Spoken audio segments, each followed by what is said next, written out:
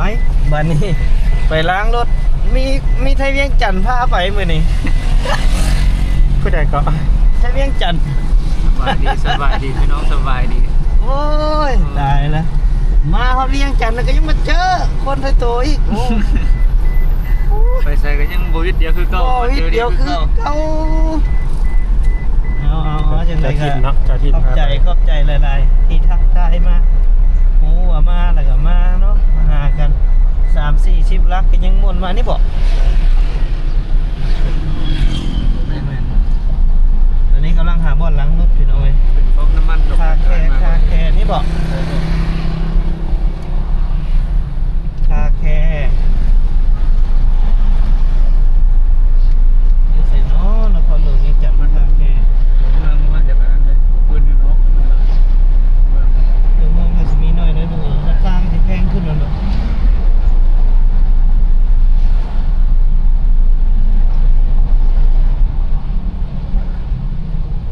อันนี้บอก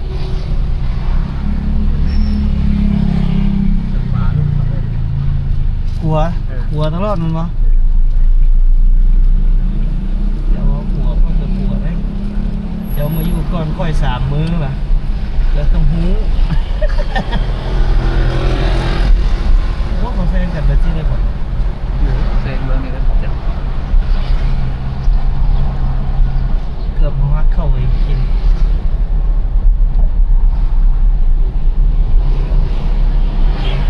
ใส่น้อพี่น้องเลยคาแคร์ ปั๊มน้ำมันว่ะ นี่ โอ้รถไหล ชื่อเลย ชื่อหรือเลี้ยวหัว ชื่อ ต้องได้ระวังคนเลยเนาะ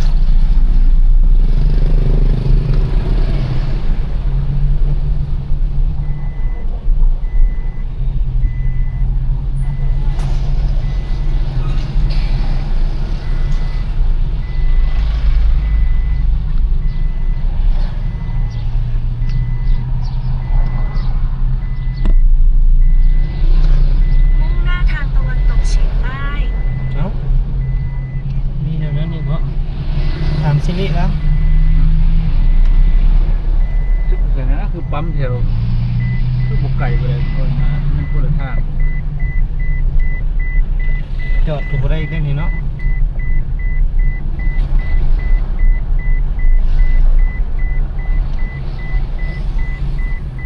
เจ้าขับรถเขียวนี่บ่ บัวเลยรถเจ้าของรถเขียวนี่มึงไปจะขับแล้วมันหาเงินในเขาแล้ว แม่นเลย เงินเดือน3 ล้านได้เปอร์เซ็นต์ล้านละ200,000 โอ้ เขาขับเดือนหนึงมาแล้วว่า30 ล้าน พวกนี้ได้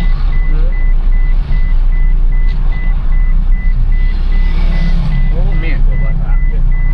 ก็เมื่อกี้เห็นปั๊มน้ำมันอยู่เลยเลยมีอาชีพที่จะหัวแม่นเนาะ โทรค่อยตอนจะโทรหาเจ้าหาใครจะเจ้ามาส่งรับนี่แหละตามรถ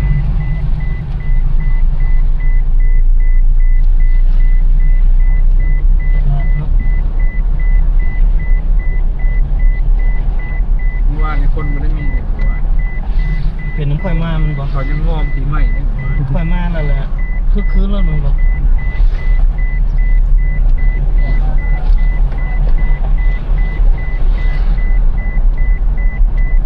คาแค่ว่าห่างออกไป20 กิโลเมตร ยกหัวก็ได้ไปหาตัวนี้ใช่ต้องปิดของนักก็ได้ 2-3 เที่ย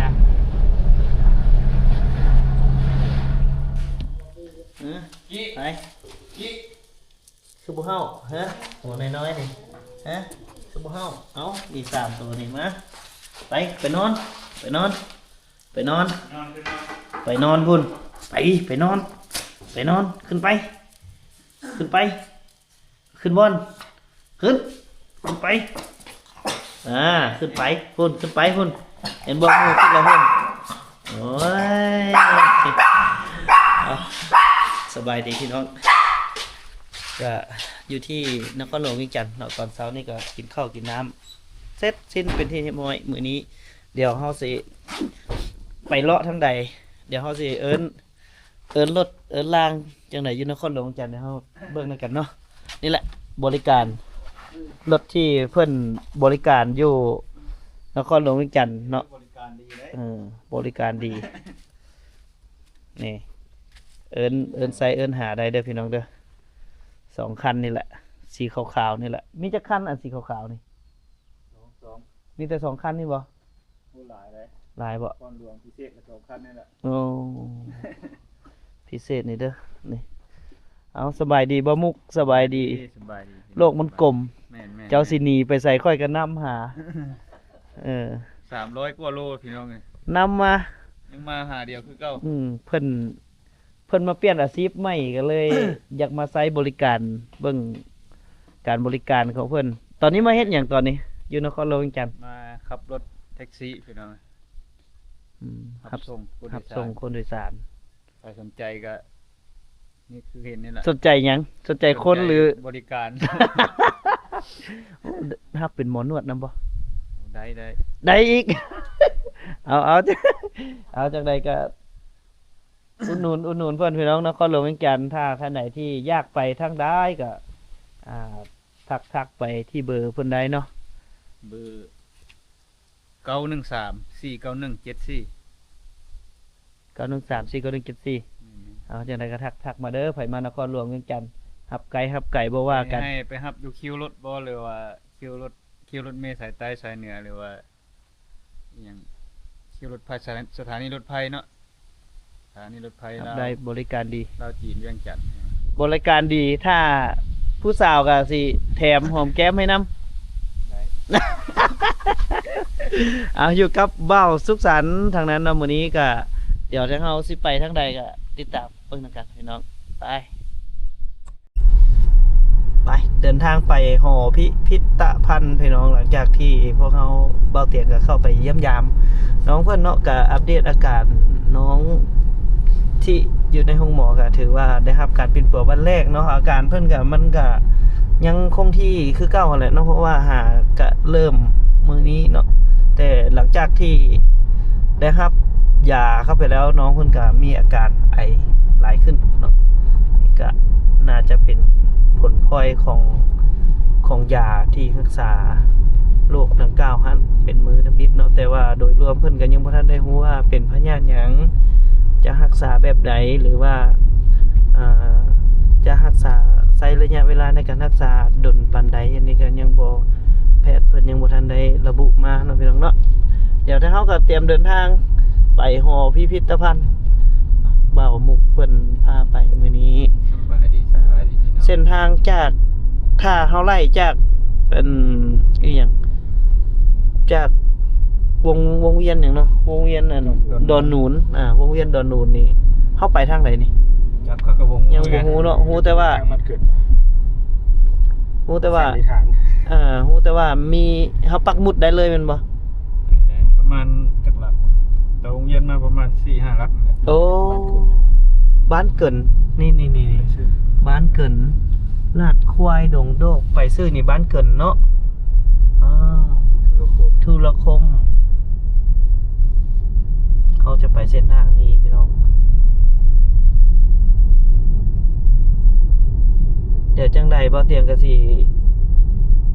เอามุดให้พี่ให้น้องได้เบิ่งเนาะตามแผนที่เดี๋ยวบ่เตียงค้ำขึ้นให้เนาะตอนนี้เฮาสิไปเบิ่งว่าหอพิพิธภัณฑ์เพิ่นเป็นจังใดงามส่ำใดเนาะเพราะว่ามันอยู่ในตัวเมืองนครหลวงเลยนะก็เลยอยากให้ท่านที่มาท่องเที่ยวอยู่ในนครหลวงเวียงจันทน์ก็อยากให้ได้เห็นสถานที่งามๆเนาะแล้วก็ยิ่งใหญ่อลังการงานสร้างฝีมือของคนลาวเนาะอยากให้ได้เห็นอยากให้ได้มาสัมผัสด้วยตัวเองพี่น้องเดี๋ยวเป็นจังไดก็เฮาติดตามเบิ่งนำกันเนาะไปเลาะเบิ่งอยู่ด้านในเลยมันจังเห็นความสวยงามนํกันมาฮอดจุดนี้เขาเอิ้นว่าจุดเด่นเนาะมันอย่างจุดผ้าหนองป่าบ้านนาเป็นอย่างนี่เนาะมันมีป้ายบอกอยู่พี่น้องมาฮอดจุดนี้นะ300 เมตรนี่หอพิพิธภัณฑ์ศิลปะลาวอีก200 เมตร น่าจะแม่นรถที่ออกมาจากหั่นแหละเนาะนี่เนาะ ทางเนาะทางอันนี้พุทธ 300 เมตร จะเป็นทางแดงเข้าไปเนาะ300 เมตรเอาบ่มุกเคยมาจากเทื่อ ยังบ่เคยมาเถื่อ เอาคันบ่เตียบ่มาก็สิบ่ได้มาแหละ แม่น่าก็สิเริ่มได้เห็นนี่แหละนี่ ก็สิบ่ได้มาคือกันนั่นแหละเพิ่นมารับไซต์บริการอยู่นครหลวงเวียงจันทน์พี่น้องเอ้ยเพิ่นออกจากเมืองมหาไซแล้วเพิ่นก็มาพี่ก็จังไดก็เป็นกำลังใจให้บ่มุกในการสู้ชีวิตหาเงินหาคำเพื่อขอเมียเพื่อหาเงินแล้วก็ยังหาเมียอีก มาถึงแล้ว ยากกว่าหาเงินก็คือหาเมียนี่แหละ เก็บเงินไว้แต่งเมียนี่มันขึ้นไปไกลไม่ได้ขึ้นรถไปอีกบ่ เด้รถจอดบักหลายๆนึงน่าจะไม่เห็นจุดนี้เล ไม่ ย ได้ นะ ขึ้นรถบริการเขาอีกที่นี่ไปคนนึงเนี่ย แน่นวะโอ้เทิกอยู่บ่มันคือเป็น โอ้มันจะไม่ใช่รถบริ ป กา อ ร ต ต้องได้เสียเงินหลาย แต่เสียเงินหลายแง่อยู่เนาะเอ้า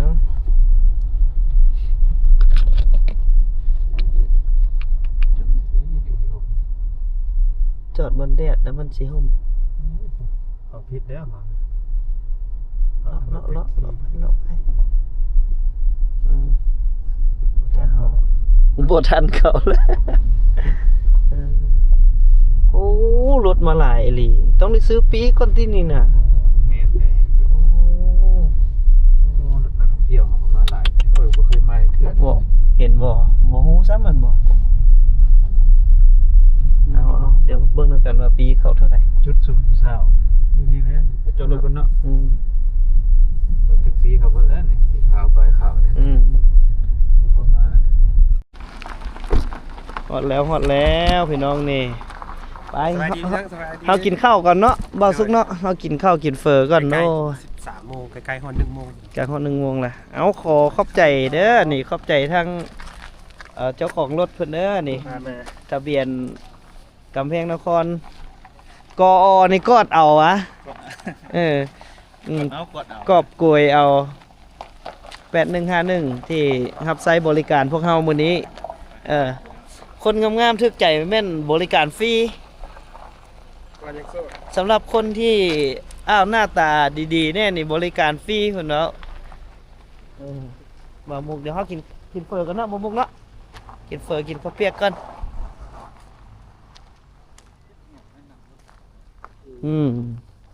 นี่มีหารให้กินข้าวอยู่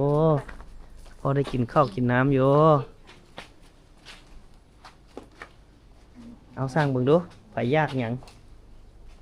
สั่งเอาเด้อเพิ่นว่าสั่งฟรีเพิ่นว่าแม่นบ่ จ่ายเงิน สั่งฟรีแม่นบ่แต่ว่ากินแล้วต้องจ่ายเงิน ตอนสั่งนี่ฟรีบ่มีค่ามาฮอดแล้วเนาะบริกะโอ้คักอยู่ได้เห็นแต่ในคลิปเพิ่นพี่น้องแต่ว่ามื้อนี้เฮาสิได้เข้าไปเบิ่งแท้ๆแหละ ห้องน้ำทางไหน เขายังเขา เรียบร้อย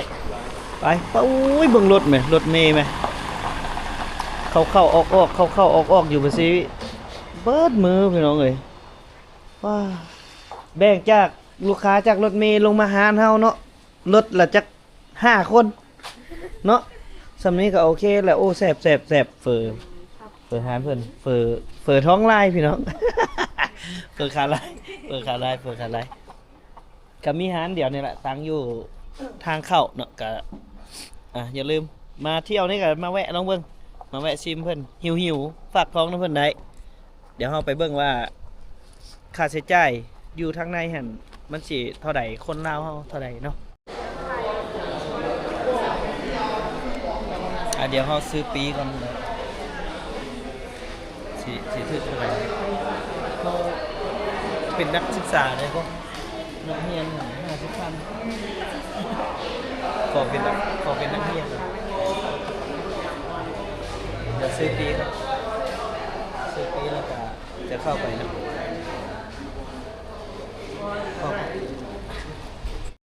ว่ามาใหม่แล้วนั่งไป นี่ไปดูใหม่ดิ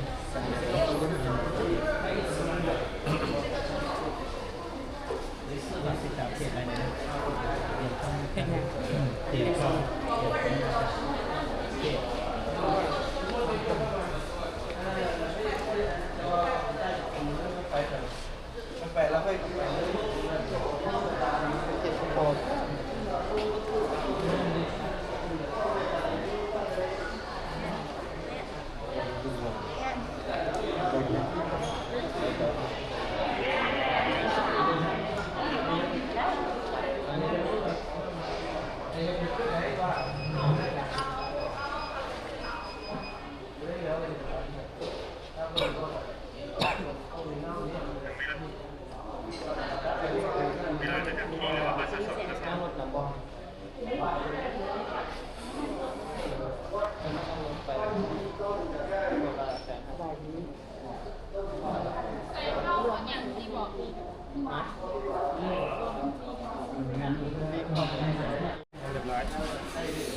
ร้อยละจะเป็นคนลาวบ่เอาคนลาวเอาปีไปแสนเศร้าเอาคนลาวติ นักเรียนคนลาว นั่งเฮียนวะไปเดินทางไปใส่เอาไปทางไหนฮะทางพี่วะทางไหนก็ได้นะจะขี่รถเขาย่างเขาไปเลยอันนี้เพิ่นท่าขี่รถเนาะ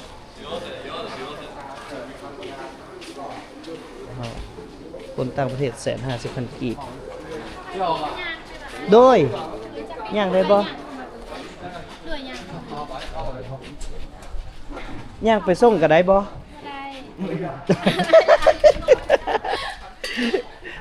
ฝากเพจไอเนี่ยเด้อเพจไอเตียงคำหน้ากายย่างคือกัน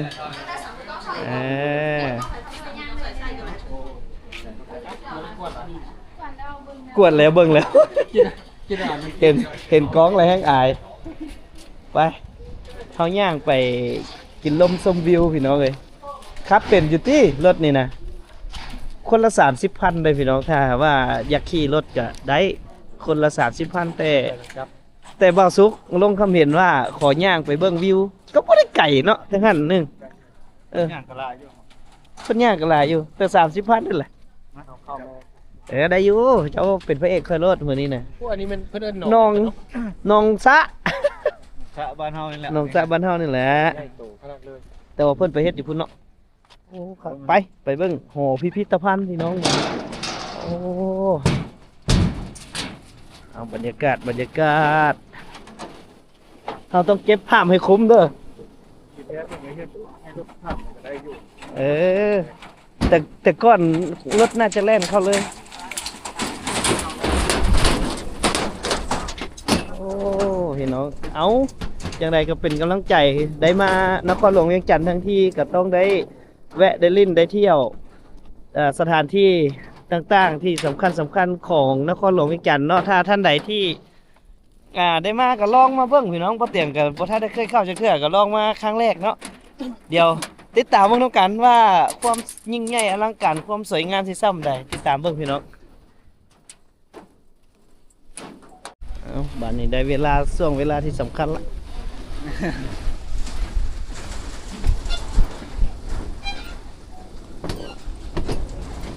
มาบัดนี้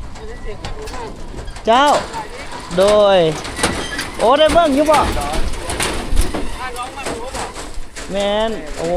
เพิ่นติดตามอยู่ขอบใจโดยสบายดีโดยสบายดีขอบใจหลายๆเด้อที่ติดตามเดี๋ยวคนดังเนาะติดตามตลอดโดยกระบ่ดังปานใดดอก นี่ก็อยู่ข้างหมวนเที่ยว บ่ตั้งมาเที่ยวหวะตั้งมาเที่ยวบ่ มาก โอ้งามอยู่เนาะทางในเนาะการันตีเอาไปก่อนไปพี่น้องโอ้เจ๊พี่น้อง FC ว้าวมีกระดุงอย่างใหญ่ป่านนี้มันอันนี้ได้เฮาได้ย่างมานั่นโอ้ได้กินลมชมวิวแบบสีได้โอ้เฮ็ดได้ยกแพ้แม่มันมีแนวยกบ่บักใหญ่ของเพิ่นน่ะใหญ่อันนี้ยังน้อยเลยนี่ได้อยู่อันนี้ก็สิมีจุดให้ที่เฮาได้ส้มได้อย่างได้นี่โอ้มีมักลอกดึงขึ้นนี่อ๋อคักเปิดตึกสะดุ้ง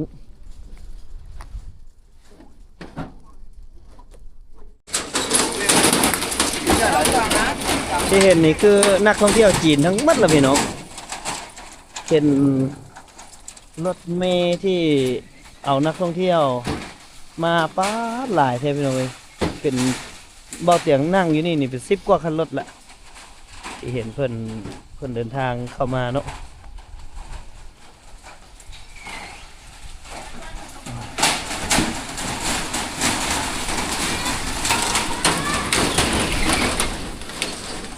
เดี๋ยวไปเบิ่งด้านในว่าสิงามส่ำใดผู้ที่บ่อยากย่างก็สามารถนั่งรถมาได้นะสามารถนั่งรถมาก็ฮอดจุดนี้แล้วก็ได้ลงย่างแต่พวกเขาเลือกที่จะย่างเข้ามาก็มันก็บ่ได้ไกลเนาะก็พอดี อ้าวฮอดแล้วพี่น้องฮอดแล้วหอพิพิธภัณฑ์ไม้เนาะจุดถ่ายรูปฟรีโอ้คือเดี๋ยวห้ามถ่ายรูปซะดอก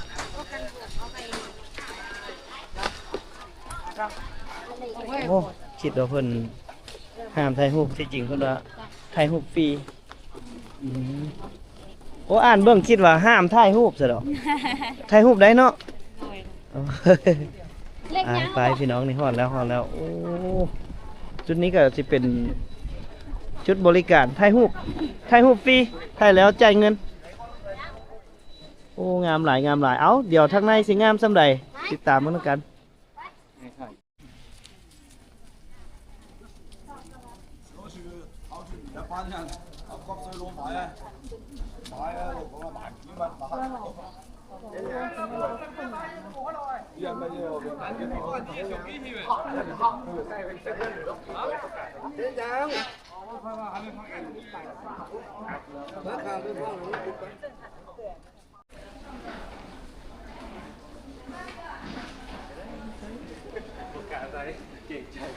เอาเดี๋ยวเขาเข้าไปด้านในหน้าเพื่อนน่าจะกวดปีเนาะโอ้ด้านหน้าซื่อๆก็ยังอลังการแล้วพี่น้องนี่ต่อมาก็จะมีหูปันช้างแกะหูแกะสลักช้าง3พ่อแม่ลูกต่อมาเนาะโอ้สุดยอด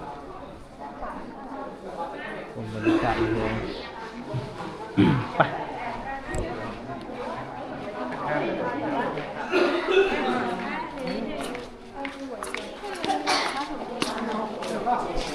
ว่ามาจุดนี้นี่ต้องแต่งองค์ทรงเครื่องเข้ามายอดเลย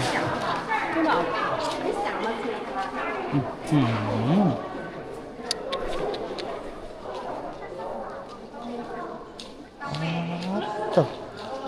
โซนใดต่อโซนใดเนาะเบิ่งเลยพี่น้องบรรยากาศสุดแรกตอนรับนักท่องเที่ยวที่หน้าประตู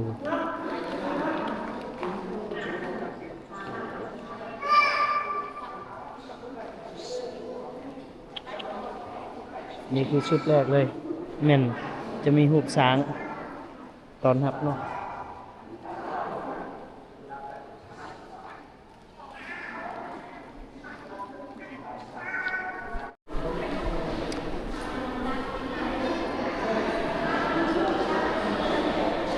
นี่พี่น้องนี่ก็สิเป็นอีกสุดหนึ่งอยู่ทางหน้าทางเข้านะจะเป็นหูบแกะสลักช้างนี่จะเป็นหูบแกะสลักช้างที่เพิ่นแกะสลักไว้นะโซนทางนี้ถือว่ามีแต่ช้างล้วนๆเลยนะ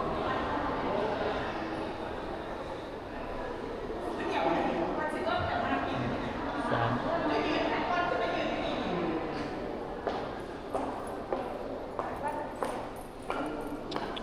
โซนทางนี้ อันนี้ได้ป่ะ